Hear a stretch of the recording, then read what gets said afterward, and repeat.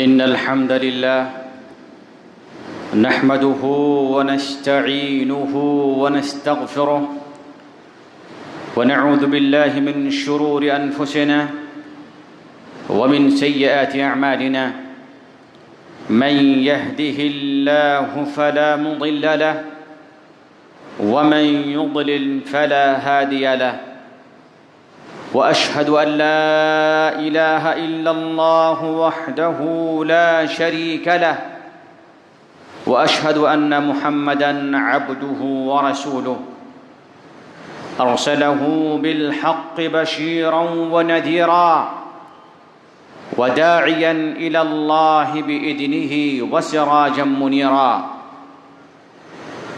يا أيها الذين آمنوا اتقوا الله حق تقاته ولا تموتن إلا وأنتم مسلمون يا أيها الناس اتقوا ربكم الذي خلقكم من نفس واحدة وخلق منها زوجها وبث منهما رجالا كثيرا ونساء واتقوا الله الذي تساءلون به والأرحام إن الله كان عليكم رقيبا يا أيها الذين آمنوا اتقوا الله وقولوا قولا سديدا يصلح لكم أعمالكم ويغفر لكم ذنوبكم ومن يطع الله ورسوله فقد فاز فوزا عظيما أما بعد فإن خير الحديث كتاب الله وخير الهدي هدي محمد صلى الله عليه وسلم وشر الأمور محدثاتها وكل محدثة بدعة وكل بدعة ضلالة وكل ضلالة في النار. معزز حاضرین جمعہ، ہم پر اللہ تعالیٰ کی بہت ساری نعمتیں ہیں. ان نعمتوں میں ایک عظیم نعمت والدین کی نعمت ہے. یہ والدین کون ہیں؟ یہ والدین وہ ہیں جس کے وجود سے آپ کا وجود ہے. اگر والدین نہ ہوتے تو آپ کو نہ دنیا میں آنے کا موقع ملتا اور نہ ہی بھلے اور برائی میں تمیز کرنے کا موقع ملتا اور نہ ہی اللہ کی عبادت کرنے کا موقع ملتا، نہ ہی سنت رسول کو جاننے کا موقع ملتا، نہ ہی دنیا کے نعمت، آرام، آشائش اور نعمتوں سے بہرہور ہونے کا موقع ملتا. والدین کے وجود سے آپ کا وجود ہے، لہذا آپ والدین کے ایک حصے ہیں. آپ کے والدین میں سے آپ کی ماں، آپ کے باپ، آپ کا باپ ایک سورج کی طرح سے ہے. جیسے سورج آسمان پہ رہ کر دنیا والوں کو تپش پہنچاتا ہے، ان لوگوں کے لیے راستے روشن کرتا ہے، راستے واضح کرتا ہے اور اس کو منزل مقصود تک پہنچانے میں مدد کرتا ہے. بالکل آپ کا والد سورج کی طرح ہے. آپ کے اندر توانائی، آپ کے اندر طاقت، آپ کے اندر سوچنے کا ملکہ، آپ کے اندر فکر اور سمجھ کی قوت، یہ باپ دھیرے دھیرے بھرتا ہے اور یہ باپ آپ کے لیے پوری زندگی کو قربان کر دیتا ہے. صبح ہوتی ہے بیچارے کو فکر لاحق ہوتی ہے، میرے بچوں کا رزق، میرے بچوں کا پینا، میرے بچوں کے کپڑے، میرے بچوں کے رہنے سہنے میرے بچوں کی تعلیم و تربیت، میرے بچوں کے علم و آگہی، ان کی معرفت و عرفان آئے تو آئے کہاں سے؟ بیچارہ سوتا نہیں ہے، بظاہر شام تو ہوتی ہے، عشاء کی نماز تو ہوتی ہے، نماز پڑھ کر کے دسترخوان پہ کھانا تو کھا لیتے ہیں، مگر جب بستر پہ تکیے کے اوپر اپنا سر رکھتے ہیں وہ بیچارے الگ دنیا میں مشغول ہو جاتے ہیں، سوچتے ہیں ہر طرح کی، آپ کی کامیابی سوچتا ہے، آپ کی ترقی سوچتا ہے، آپ کی کامرانی سوچتا ہے، آپ کی جسمانی، آپ کی فکری، آپ کی عقلی، آپ کی دینی، آپ کی اقتصادی، ہر طرح کی کامیابی کے بارے میں وہ ڈوبے رہتا ہے۔ اور جب صبح ہوتی ہے بیچارے پورے دن پوری رات وہ سوچ کر گزارا ہے، نیند مکمل نہیں ہوئی، یہ نوبت نہیں آتی ہے کہ پھل نیند لے کر کے وہ صبح کو گھر سے نکلے۔ جب صبح ہوتی ہے باپ کی آنکھیں لال لال ہوتی ہے اور وہ اپنے کام پہ چلا جاتا ہے، اور بڑی محنت کے ساتھ اپنے خون کو پسینہ بنا کر کے، اپنے خون کو بہا کر کے، اپنا پسینہ بہا کر کے، دھوپ میں ہو سردی میں ہو، چاہے کوئی گھر سے نکلے یا نہ نکلے، اس کو فکر رہتی ہے، بیچارہ نکل پڑتا ہے اور آپ کے لیے کما کے لاتا ہے، اور شام کو جب آپ کے منہ پہ ایک نوالا دیتا ہے، ایک روٹی دیتا ہے، ایک کھانے کا لقمہ دیتا ہے، وہ ساری تھکان کو شام کو بھول جاتا ہے۔ جب وہ اپنے بیٹے کے منہ پہ، بیٹے کے بدن پہ ایک کپڑا پہنا دیتا ہے تو باپ خوشی کے مارے اچھل جانے لگتا ہے۔ اس کا نام ہے باپ میرے بھائیو۔ ماں کون ہوتی ہے؟ ماں کون ہوتی ہے؟ ہم میں سے ہر کوئی انسان، ہر ایک کی ماں ہے، بغیر ماں کے ہمارے وجود نہیں ہے۔ ماں وہ خاتون ہے جو شمع ہے، جسے آسمان میں جیسے چاند ہوتا ہے، گھر میں ماں ہوا کرتی ہے۔ ماں گھر میں شمع جلانے کا کام کرتی ہے، ماں پیار دیتی ہے۔ چاند کے روشنی میں تپش نہیں ہوتی، چاند کے روشنی میں فائدے ہوتے ہیں۔ ماں صرف اور صرف آپ کو فائدہ پہنچاتی ہے۔ جب سے شادی ہوتی ہے، جب سے آپ دنیا میں آتے ہیں، بلکہ اس سے پہلے ہی جب آپ مادر رحم میں آپ کا وجود آتا ہے، اسی وقت سے ماں آپ پر مہربان بن جاتی ہے۔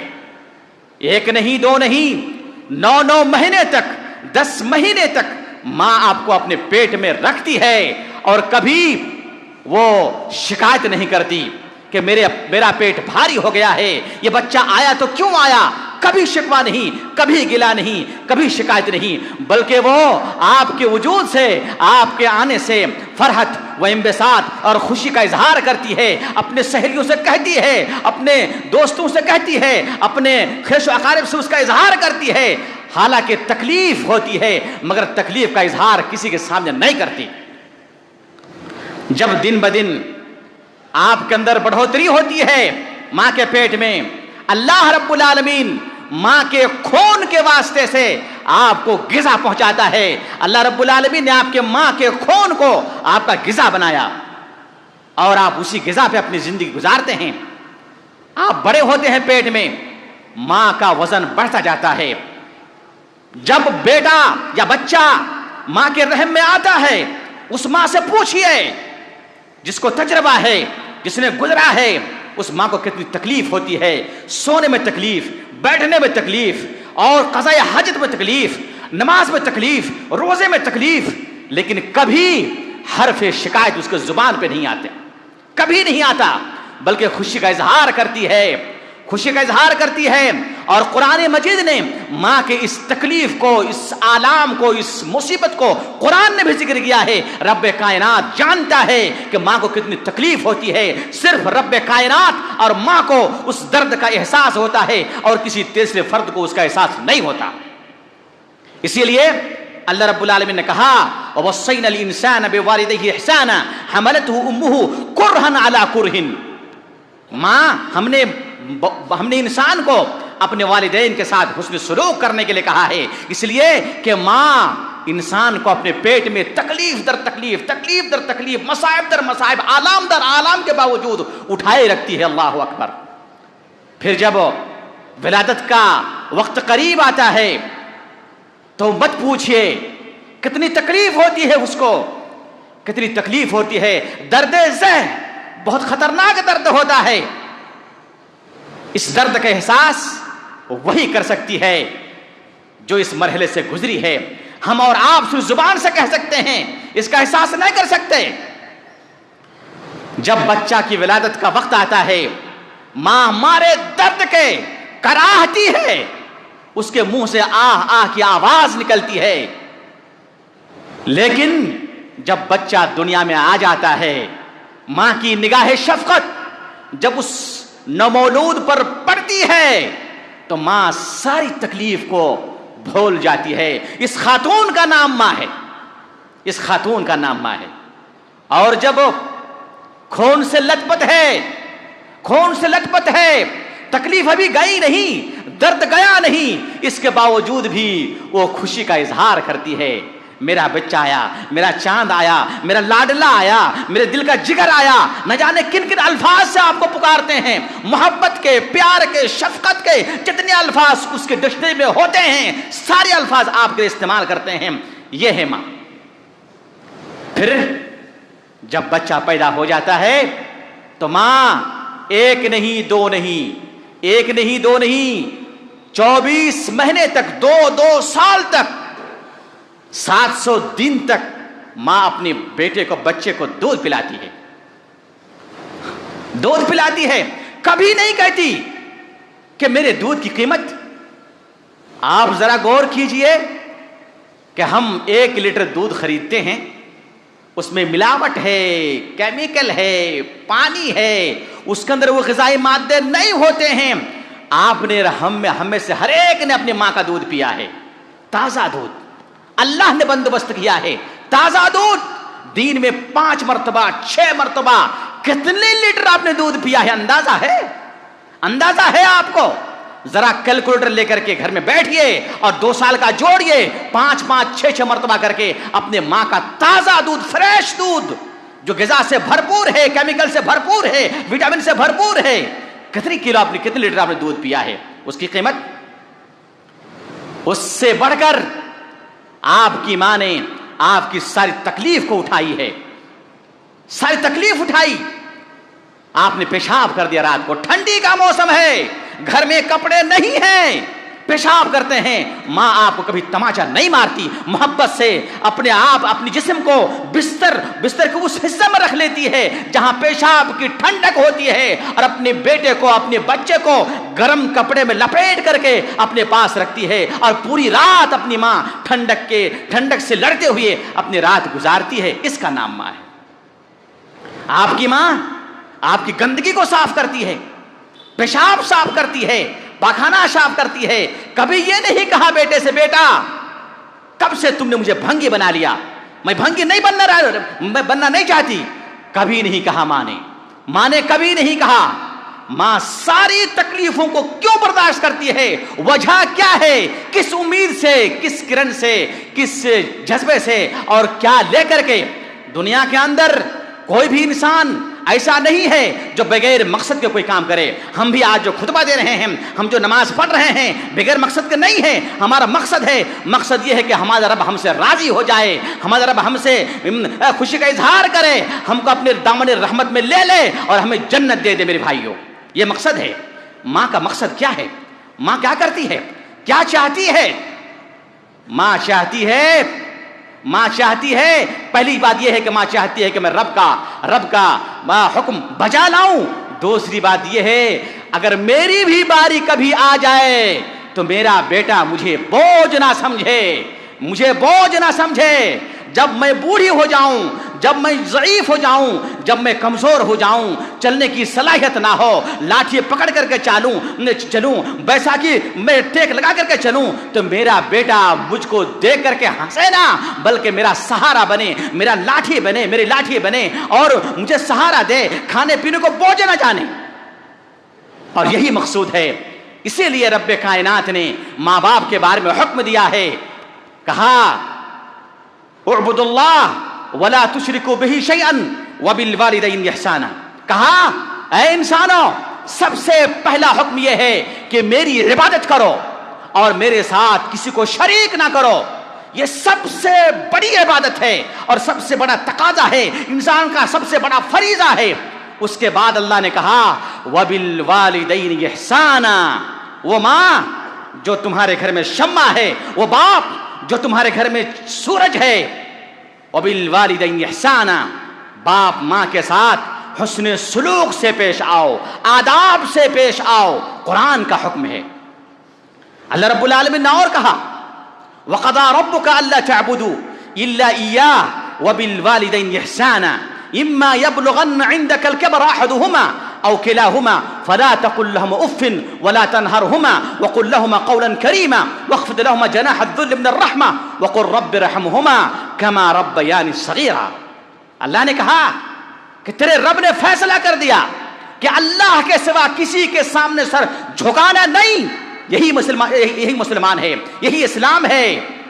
اور کہا وَبِالْوَالِدَيْنِ إِحْسَانًا، اور تیرے رب نے فیصلہ کیا اپنی عبادت کے بعد کہ میری عبادت کے بعد جو تمہارا پہلا کام ہوگا وہ ہوگا تیرے والدین کے ساتھ، تیرے ماں باپ کے ساتھ حسن سلوک کرنا، ادب سے پیش آنا، حسن اخلاق سے پیش آنا، تواضع سے پیش آنا، انکساری سے پیش آنا، محبت سے پیش آنا، شفقت سے پیش آنا۔ احسان، والدین کے ساتھ احسان کیسے کریں؟ اللہ رب العالمین طریقہ سکھایا اور کہا اما یبلغن عندک الکبر احدہما او کلاہما۔ دیکھیے قرآن کی فصاحت و بلاغت کو دیکھیے، اللہ نے کہا جب تمہارے باپ ماں تمہارے پاس بوڑھے ہو کر پہنچ جائیں، یعنی تمہارے باپ ماں بوڑھے ہو جائیں، انہیں بوڑھا کا تذکرہ کیا، کبر کا تذکرہ کیا۔ کیوں؟ اس لیے کہ جب انسان بوڑھا ہوتا ہے اس کو ضرورت رہتی ہے دوسروں کی، سہارے کی ضرورت رہتی ہے، کھانے کی ضرورت رہتی ہے، پینے کی ضرورت رہتی ہے، کپڑے کی ضرورت رہتی ہے، علاج کی ضرورت رہتی ہے، اور جانے کی ضرورت رہتی ہے، ان کے دل کے غمگسار بننے کی ضرورت رہتی ہے۔ اور یہاں بوڑھے کا تذکرہ کرنے کا مطلب یہ بھی ہے انسان جب بوڑھا ہوتا ہے تو کبھی کبھی بہکی باتیں کرنے لگتا ہے، بہکی باتیں کرنے لگتا ہے۔ اللہ رب العالمین کہہ رہا ہے اے لوگو، تمہارے باپ ماں اگر بوڑھے پا کو پہنچ جائے اور ان کی باتیں بھی بہکی کہنے لگے تو پھر بھی ناراض مت ہونا، الغرض بوڑھاپے کے جتنے تقاضے ہیں اگر والدین آپ کے سامنے کرے ان کو برا نہ جاننا۔ اما یبلغن عندک اما یبلغن پھر قرآن نے کہا ولا تقل لهما اف، اور اف نہیں کہنا۔ اف کا معنی کیا ہے؟ ابن عباس رضی اللہ عنہ کہتے ہیں اگر تکلیف کے اس سے بھی کوئی چھوٹا لفظ ہوتا تو اللہ تعالیٰ اس کو ذکر کرتا، یعنی تکلیف کے سب سے کم تر درجہ ہے اف کہنا۔ اف کا مطلب ناراضگی کا اظہار کرنا۔ باپ ماں کچھ کہہ رہے ہیں، مثال کے طور پر آپ جو ہے تھکے ہارے کہیں سے آ رہے ہیں اور آپ کی ماں دروازے پہ آتے ہی آپ کے ماں نے کہہ دیا بیٹا یہ سامان خرید کے لا۔ آپ نے کہا ابھی میں آ ہی رہا ہوں، میرے بدن سے پسینہ چو رہا ہے میری ماں، کیا آپ نہیں دیکھ رہے؟ اف، آپ نے اتنا نہیں کہا، اتنا جملہ نہیں کہا کہ میری ماں آپ کو نظر نہیں آ رہی ہے، آپ نہیں دیکھ، نہیں اف، ارے میرے ماں کو یہ بھی پتا نہیں۔ ناراضگی کا الفاظ مت بولنا باپ ماں کے سامنے، اس لیے کہ ان کے وجود سے تمہارا وجود ہے۔ ولا تقل لهم اف، زبان سے اف نہ کہنا، زبان سے تکلیف نہ پہنچانا۔ ولا تنہرہما، جھڑکیاں مت دینا، یہ مت سمجھ لینا میرے باپ ماں جاہل ہیں، لکھے پڑھے نہیں ہیں، میں بریسٹر بن گیا ہوں، میں وکیل بن گیا ہوں، میں جج بن گیا ہوں، وزیر اعلیٰ بن گیا ہوں، وزیر اعظم بن گیا ہوں، مجھے چھوٹا موٹا کوئی منصب مل گیا ہے تو اس منصب کی خاطر اپنے باپ ماں کو جھڑکیاں لگاتے ہو، پیسے ہو گئے، بالا کھانے ہو گئے، اس وجہ سے باپ ماں کو جھڑکیاں لگاتے ہو۔ ولا تنہرہما، تیرا رب کہہ رہا ہے مسلمان کہ تیرے ماں باپ کو جھڑکیاں مت دینا۔ واخفض لہما جناح الذل، اور باپ ماں کے سامنے اپنے پروں کو جھکائے رکھنا۔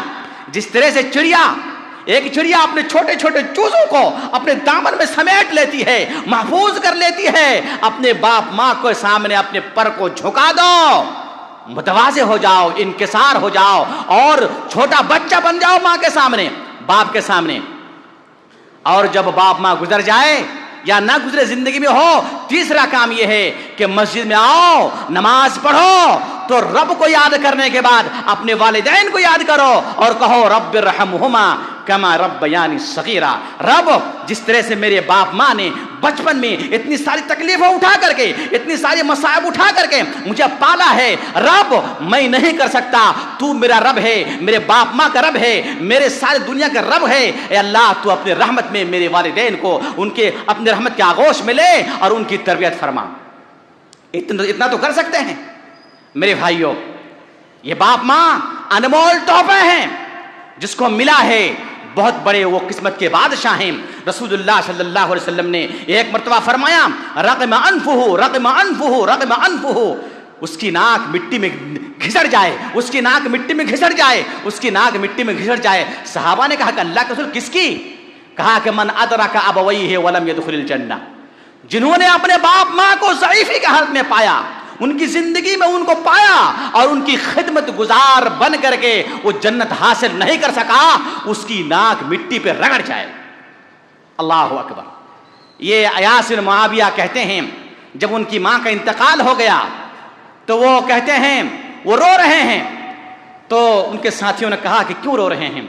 کہا کہ جنت کے دو دروازے تھے میرے لیے, ایک دروازہ آج بند ہو گیا, میری ماں کی وفات ہو گئی, اب مجھے نہیں معلوم کیا میں جنت کے ایک دروازے سے جنت داخل ہو پاؤں گا یا نہیں پاؤں گا میرے بھائیوں. لہذا باپ ماں کو نہ بھولیں.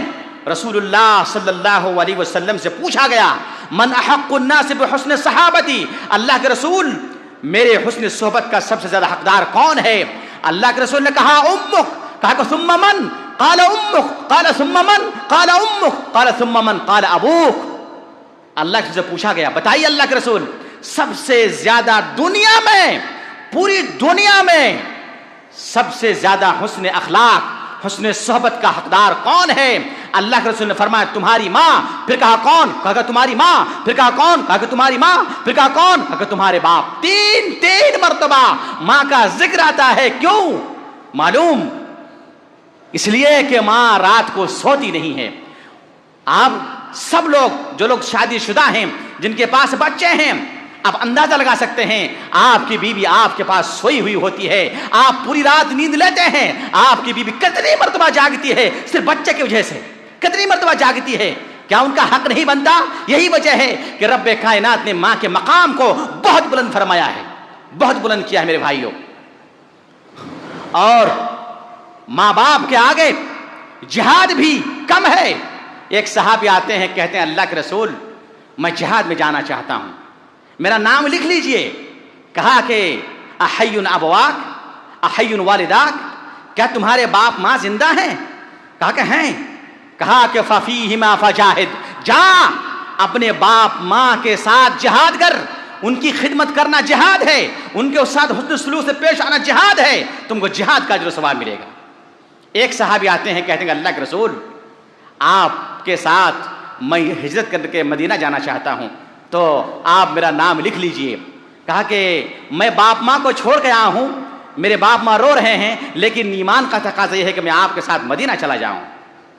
اللہ کے رسول نے کہا نہیں, واپس جاؤ, تم نے اپنے باپ ماں کو رلا کر کے آیا ہے. اذهب, جاؤ, فاضحکہما, اور ان دونوں کو خوش کرو, یہی تمہارے لیے ہجرت ہے میرے بھائیو.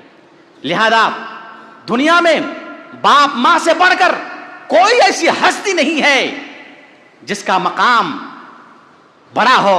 باپ اللہ کی عبادت کے بعد, اللہ کے رسول کے سنت کے مطابق, اللہ رب العالمین کی عبادت کے بعد سب سے پہلا درجہ والدین کا ہے میرے بھائیو. کما تدین و تدانو, آج اگر آپ اپنے والدین کی خدمت کریں گے تو یہ آپ کے بچے بھی آپ کے کریں گے. اگر آپ نے نہیں کیا, یقین جانیے اللہ کے رسول نے فرمایا دو گناہ ایسے گناہ ہے جس کی سزا دنیا میں مل جاتی ہے, اس میں سے ایک سزا یہ ہے عقوق الوالدین, باپ ماں کی اگر آپ نافرمانی کریں گے, ان کی باتوں کو نہیں مانیں گے, تو دنیا میں اللہ رب العالمین اس کی سزا آپ کو دنیا میں دیں گے, آخرت میں سزا ہے ہی. لہذا اللہ تعالیٰ سے دعا ہے کہ پروردگار عالم تو ہم تمام کو والدین کی خدمت کرنے کی توفیق عطا فرما, اور قیامت کے دن والدین کی خدمت کی وجہ سے تیری رحمت کے آغوش میں ہمیں لے اور جنت الفردوس میں جگہ عطا فرما. اقول قولی ھذا واستغفر اللہ لی ولکم ولسائر المسلمین فاستغفروه انه هو الغفور الرحیم.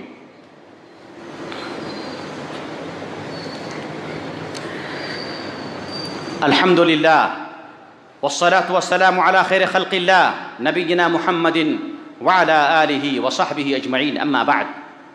باپ ماں کے ساتھ حسن سلوک کس کو کہتے ہیں؟ باپ ماں کے ساتھ حسن سلوک کا مطلب یہ ہے ان کو راضی رکھنا، چاہے وہ راضی ہو قول سے، راضی ہو فعل سے، راضی ہو مال و دولت سے، راضی ہو کپڑے سے، راضی ہو کھانے سے، راضی ہو دوا سے، راضی ہو قرابت دار کی زیارت سے. الغرض باپ ماں کو خوش رکھنا یہی خدمت ہے. اگر آپ کوئی انسان ایسا بھی ہو سکتا ہے جو باپ ماں کو کروڑ دے رہا ہے مگر اس کے باپ ماں اس کے کردار سے راضی نہیں ہے، لیکن اس کے برخلاف ایک غریب انسان ہے، فقیر ہے، جو اپنے باپ ماں کی صرف کپڑے کو دھوتا ہے اور اس کے باپ ماں اس کے کپڑے دھونے کی وجہ سے نازا ہے، فراں ہے، یہ انسان باپ ماں کا خدمت گزار ہے. لہذا غرض یہ ہے کہ باپ ماں آپ سے خوش رہے، باپ ماں ناراض نہ ہو. اللہ کے رسول نے فرمایا رضا اللہ فی رضا الوالد وسخط اللہ فی سخط الوالد. باپ کی خوشی میں اللہ کی خوشی ہے اور باپ کی ناراضگی میں اللہ کی ناراضگی ہے. ان کو ناراض مت کیجیے. جب تک ہے غنیمت جانیے، یہ تحفہ ہے، نعمت ہے. جب گزر جائیں تو بھی ان کے ساتھ صلہ رحمی کریں. کیسے؟ ان کے نام پہ صدقہ دے کر کے ان کے لیے دعائیں کرتے رہنا. حضرت ابن عمر رضی اللہ تعالیٰ عنہ مکہ کے راستے پہ چل رہے تھے. ایک دیہاتی آدمی آئے تو ابن عمر رضی اللہ تعالیٰ عنہ گدھے پہ سوار تھے، اترے اور اپنا عمامہ ٹوپی اپنی پگڑی اٹھا کر کے اس کے سر پہ رکھ دیے. لوگ کہہ رہے ہیں کیا بات ہے، ایک دیہاتی آدمی آئے اور ابن عمر اتنے بڑے صحابی ہیں، اپنے سواری سے اتر کر کے اپنا عمامہ اس کو پہنا دیے اور پھر اس کو اپنے گدھے پر سوار کر دیے. لوگوں نے پوچھا کیا ماجرا؟ کہا کہ یہ جو دیہاتی آدمی ہے معلوم کون ہے؟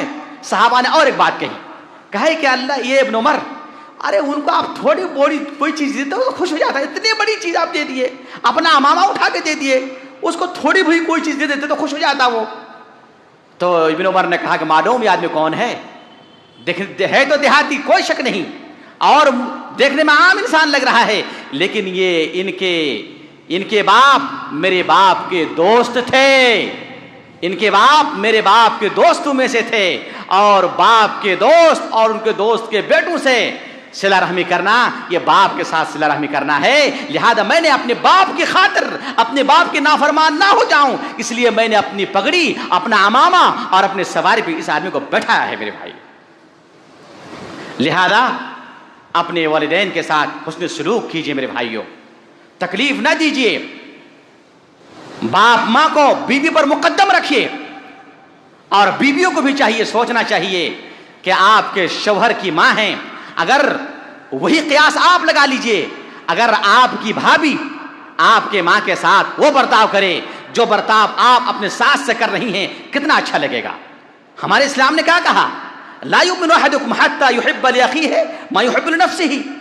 جو اپنے لیے پسند کرے وہ دوسرے کے لیے پسند کرے. جب دوسرے کے لیے وہ ناگوار ہے تو اپنے لیے بھی ناگوار کیجئے. یہی اسلام کا حکم ہے. اگر ہم اس منہج پر چلیں گے تو انشاءاللہ پوری دنیا خوشگوار کے ماحول میں بدل جائے گی اور ہماری زندگی پرسکون زندگی بن جائے گی. اللہ تعالیٰ سے دعا ہے پروردگار عالم تو ہم تمام کو والدین کے حقوق و مراتب کو سمجھنے کی توفیق عطا فرما اور ان کے ساتھ حسن سلوک کرنے کی توفیق عطا فرما. ان اللہ یأمر بالعدل والاحسان وایتاء ذی القربى وينهى عن الفحشاء والمنكر والبغي يعظكم لعلكم تذكرون ولذكر الله أكبر والله يعلم ما تصنعون.